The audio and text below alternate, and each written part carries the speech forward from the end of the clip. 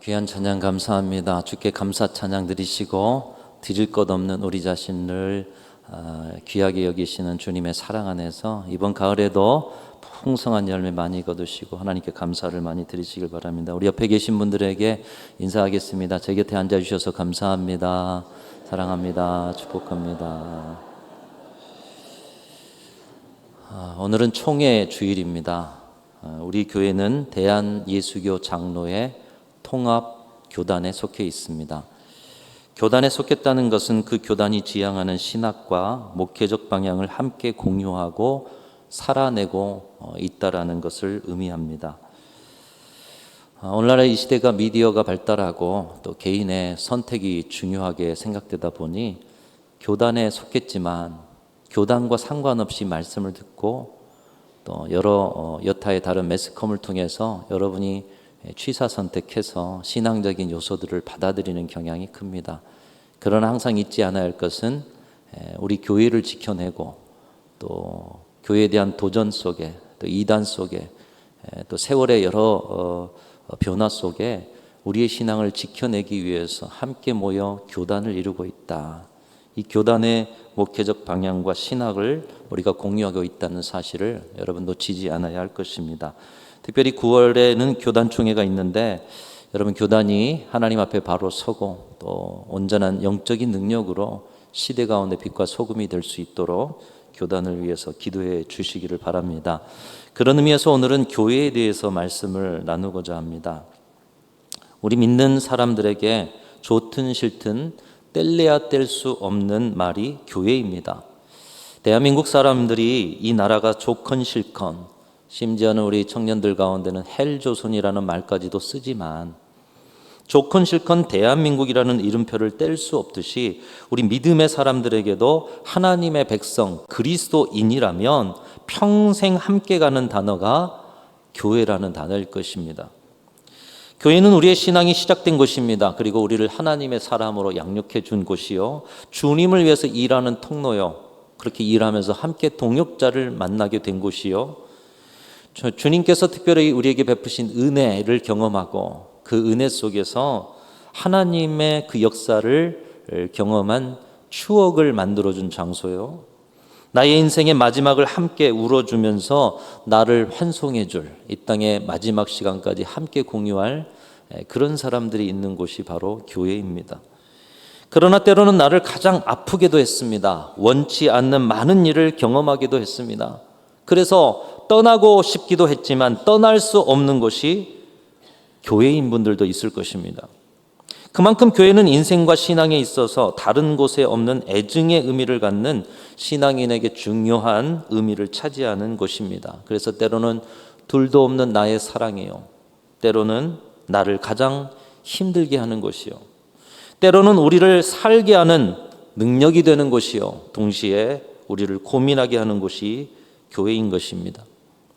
그래서 오늘 설교 제목을 필립 얀시라는 분이 쓴 책 제목인 교회, 나의 고민, 나의 사랑이라는 책 제목으로 붙여봤습니다. 우리에게 교회 생각하면 고민이 있어요. 오늘 이 가운데도 교회에 대한 여러 가지 생각들이 있으실 거예요.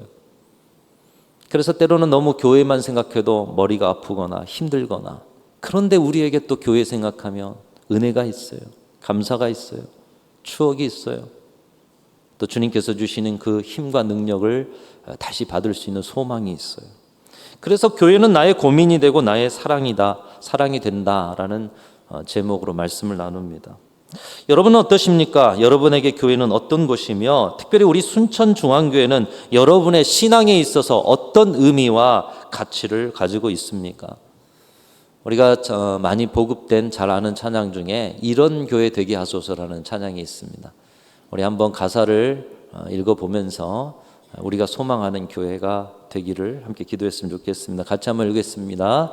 시작. 진정한 예배가 숨쉬는 교회, 주님이 주인 되시는 교회, 믿음의 기도가 쌓이는 교회, 최고의 찬양을 드리는 교회, 말씀이 살아 움직이는 교회, 성도의 사랑이 넘치는 교회, 섬김과 헌신이 기쁨이 되어 열매 맺는 아름다운 교회, 주님의 마음을 닮아서 이웃을 사랑하는 교회, 주님의 영광을 위해 빛 대신 주님 전하는 교회, 사랑의 불꽃이 활짝 피어나 날마다 사랑에 빠지는 교회, 주께서 사랑하는 우리 교회가 이런 교회 되게 하소서.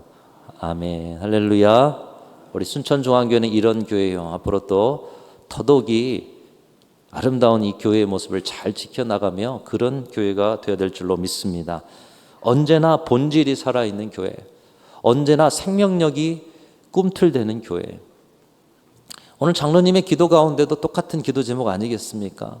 어떻게 하면 우리 교회가 교회다운 교회요, 교회된 교회가 될 수 있을까? 여러분, 사실 이런 교회가 세상에 있다면 그 교회에 다니고 싶지 않을 그리스도인들이 누가 있겠습니까? 가까이에 이런 교회가 있으면 여러분들은 어떻게 하시겠습니까? 그런 교회를 혹시 찾고 계시는 분들은 없으십니까?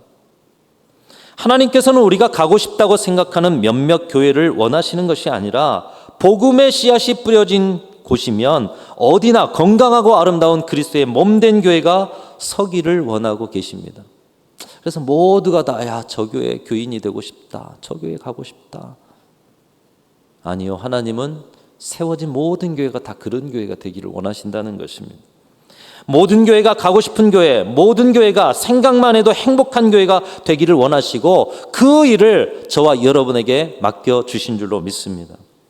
하나님의 뜻을 이루시는 저와 여러분의 신앙의 현장이 되실 수 있기를 주님의 이름으로 축원합니다.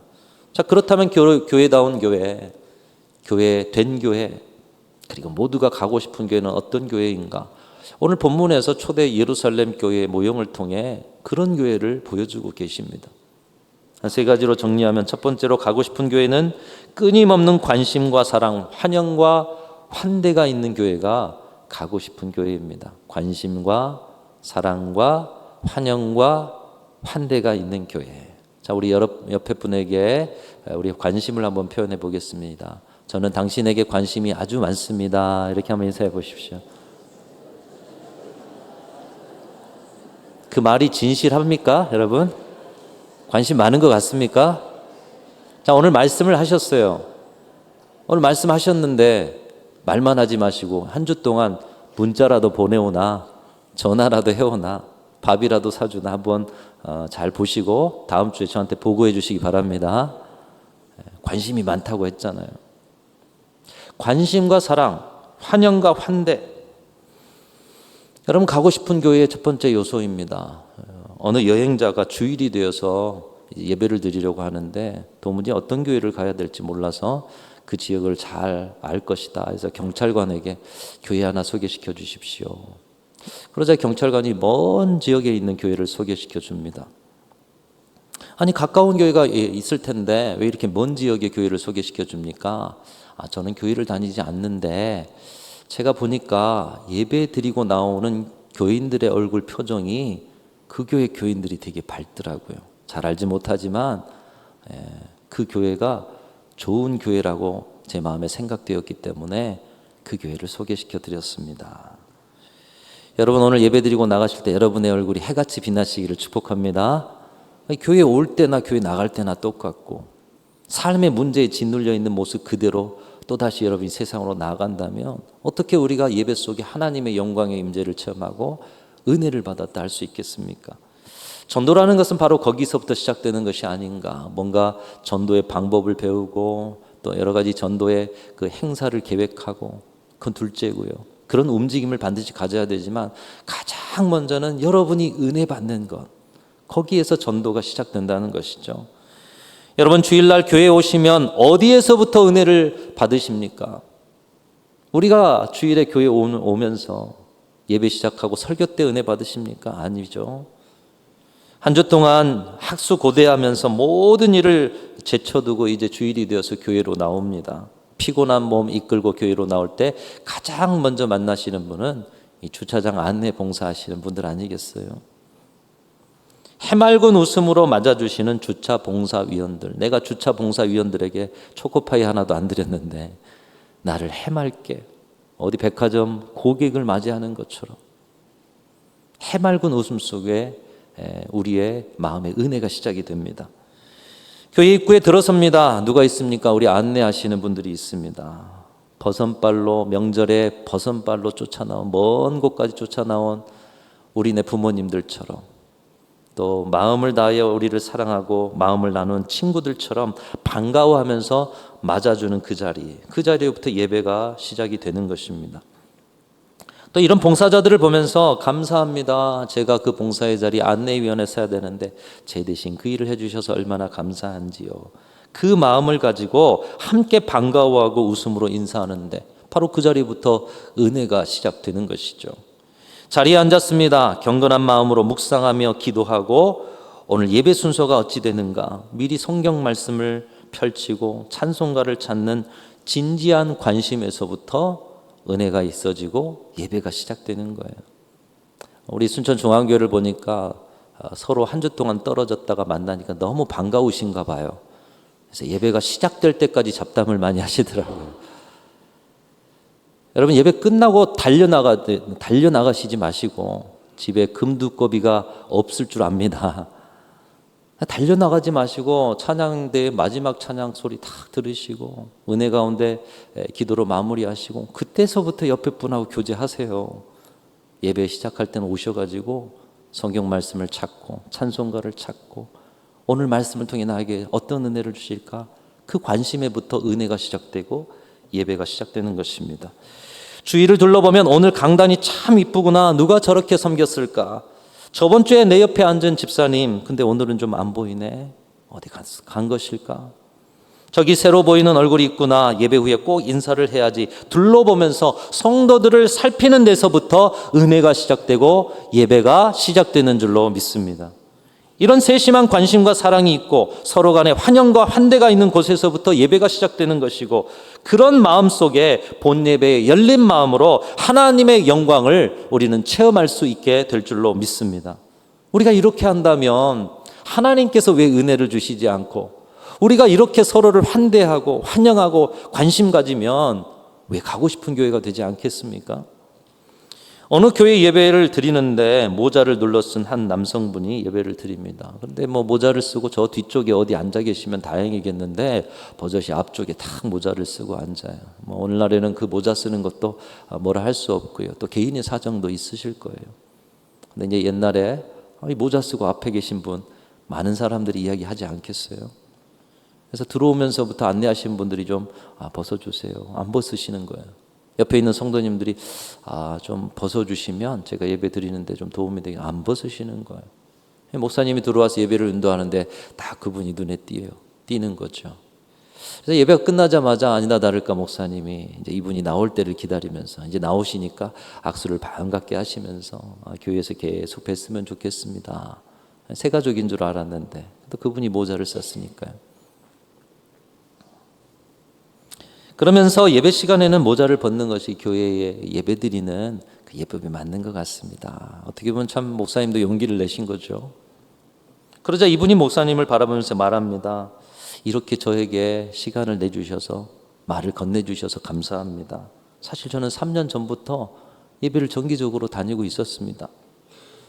그런데 누군가 저에게 관심을 갖기는 오늘이 처음입니다. 3년 동안 관심을 끌지 못했는데 이 모자 하나 썼더니 안내위원회에서부터 성도들이 저에게 관심을 갖고 목사님마저도 관심을 가져주시는군요. 여러분, 관심과 사랑, 환영과 환대는 사람을 세워가는 교회가 되기 위해서는 없어서는 안 될 중요한 요소인 것입니다. 여러분들도 한 주일간 힘들어서 교회에 오시면 따뜻한 관심과 사랑의 대우를 받고 싶은 마음이 여러분에게도 있지 않으십니까? 그렇기 때문에 우리 교회가 사람을 세워가는 교회가 되기 위해서는 사랑과 관심, 환영과 환대 반드시 필요한 교회적 요소라는 것이에요. 그런 교회가 될 때 가고 싶은 교회가 되는 것입니다. 오늘 본문에 보면 예루살렘 교회에 사울이라는 사람이 새 가족으로 들어옵니다. 그리고 이 사울로 인해서 온 유대와 갈릴리와 사마리아 교회가 평안하여지고 든든하여지고 부흥하였다라고 말씀하고 있습니다. 그러나 현실적으로 예루살렘 교회 성도들 모두는 이 사울을 두려워한 나머지 아무도 그에게 관심과 사랑을 건넬 수가 없었습니다. 그런 때 바나바라는 한 사람의 관심과 사랑이 이 사울을 교회의 일꾼으로 세우게 하고 이 한 사람이 잘 세워짐을 통해서 주변 교회가 든든하게 서가고 부흥의 역사를 경험하게 된 것입니다. 여러분, 바나바라고 그게 쉬웠겠습니까? 사울이 어떤 사람이에요? 그러나 바나바가 어쩌면 자신을 핍박하여 죽일 수도 있는 사울에게 찾아가서 용기를 내고 그의 신앙의 이야기를 듣고 그가 하나님 앞에서 변화된 사람임을 확인하고 교회 가운데 그를 소개한 것이죠. 우리 서로가 한 사람 한 사람에 대한 관심과 사랑만 있다면 우리가 서 있는 이 교회는 아름다운 교회, 가고 싶은 교회, 소문난 교회, 정말 교회만 생각해도 행복한 교회, 그런 교회가 되어질 줄로 믿습니다.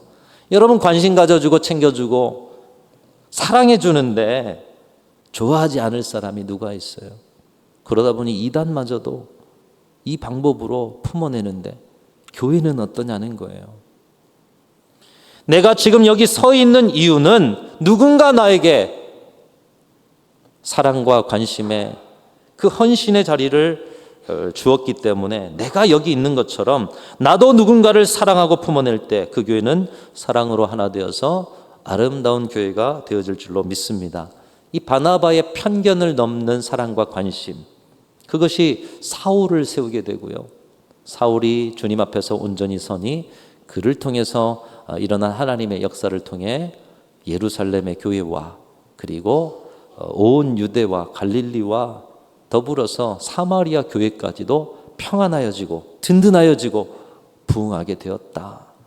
여러분의 사랑과 관심을 통해서 또한 환영과 환대를 통해서 우리 순천중앙교회가 이 은혜를 누릴 수 있기를 간절히 소망합니다.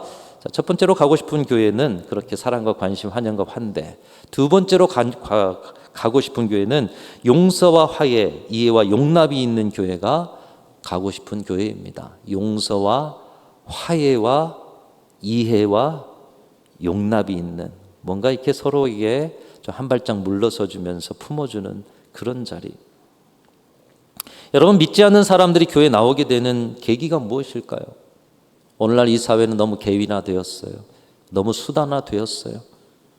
존재보다는 소유에, 그리고 있는 모습 그대로보다는 무언가 했다라는 업적에, 그러다 보니 연약해지고 부족한 그런 자리를 가진 분들은 사회에서 밀려나게 되는 것이에요.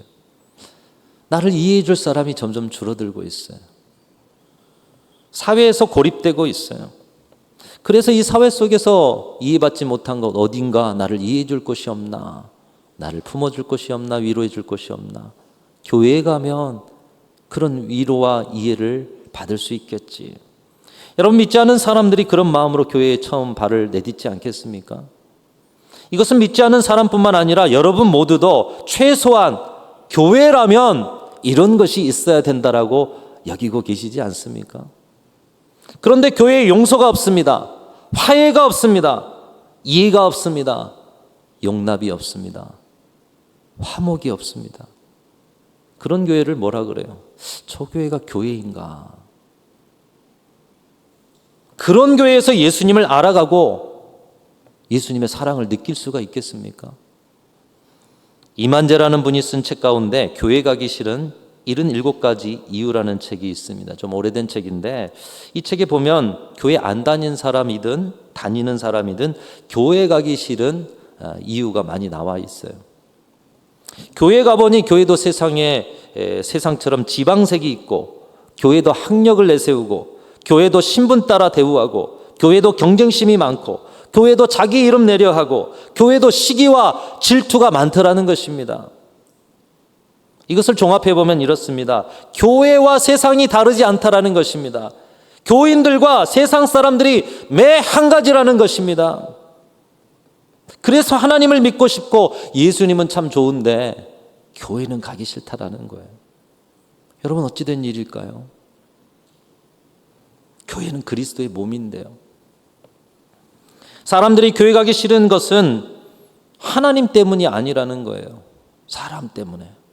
사람이 누구죠? 저와 여러분들이죠. 먼저 믿었던 우리들이죠.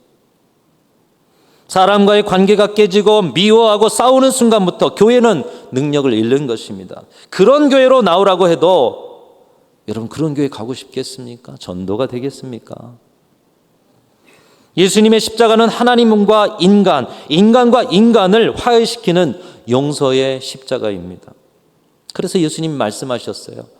화평케 하는 자는 복이 있나니 저희가 하나님의 아들이라 일컬음을 받을 것이다. 누가 하나님의 아들이에요? 화평케 하는 자들.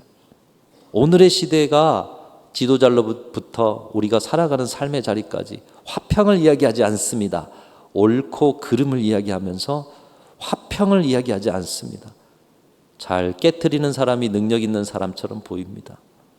그런 세상을 닮아서 교회에서 예수님 닮은 화평이 아닌 세상의 모습이 만연해지는 그런 자리들이 늘어나고 있는 것이에요. 교회에 나온다고 다 하나님의 자녀가 아니라 화평의 삶을 살아가는 자들이 하나님의 아들이라 일컬음을 받을 것이다. 화목케 하는 직책을 너희에게 주셨다. 이렇게 말씀하고 있습니다. 사랑하는 성도 여러분, 우리 성도님들 모두는 여러분들이 살아가시는 자리에서 끊어진 관계를 다 이어주시는 화목케 하는 직책을 감당하는 여러분들이 되시기를 축복합니다. 이 나라 갈길가길 찢긴 자리에 여러분 가십시오. 거기에서 화평케 하는 자가 되십시오. 예수의 사람이 되십시오. 그런 신앙인, 그런 직분자, 그런 목회자가 되실 수 있기를 주님의 이름으로 축원합니다. 예수님께서 하신 일이 십자가로 끊어진 모든 자리를 연결하셨듯이 진정 예수 닮은 화해와 화평과 화목의 삶을 살아가시는 성도와 교회가 되어질 때 여러분 왜 그 교회에 가고 싶지 않겠어요? 예루살렘 교회에 사울이 세 가족으로 들어왔어요. 사울이 어떤 사람이었습니까? 예수 믿는 자를 핍박해서 잡아 가두고 죽이는 사람. 그 순결하고 신앙 좋은 충성스러운 스데반을 돌로 쳐 죽이는데 당연하게 여기고 증인이 된 사람. 이로 인해서 교회는 술렁이고 많은 핍박 가운데, 더 큰 핍박 가운데 교회는 어려움을 당했어요. 그런데 그 사람이 지금 예수 믿었대요. 그 사람이 예수 믿고 교회로 들어오고 싶대요. 그 사람이 제자들을 만나고 싶대요. 많은 성도들이 수군거렸을 것입니다. 야, 이거 분명히 우리를 핍박하기 위한 새로운 전략일 거야. 분명히 교회 안으로 들어와서 우리 명단 확보한 다음에 한꺼번에 잡아 넣으려는 속셈일 거야. 설령 그가 예수님을 믿는다고 해도 우리 사랑하는 스데반을 죽인 원수 같은 사람인데 다른 거 다 용서할지라도 그것만은 안 되지 않아? 죽은 그 형제를 생각하면 절대 안 되는 일이지 모두가 두려워하면서 모두가 그를 믿지 않았습니다. 그런데 오늘 바나바라는 사람이 사울을 온전히 이해하고 교회 앞에 사울을 대변하고 있습니다. 여러분 사실 사울은 세상의 상식으로는 용납되지 않는 사람 아닙니까?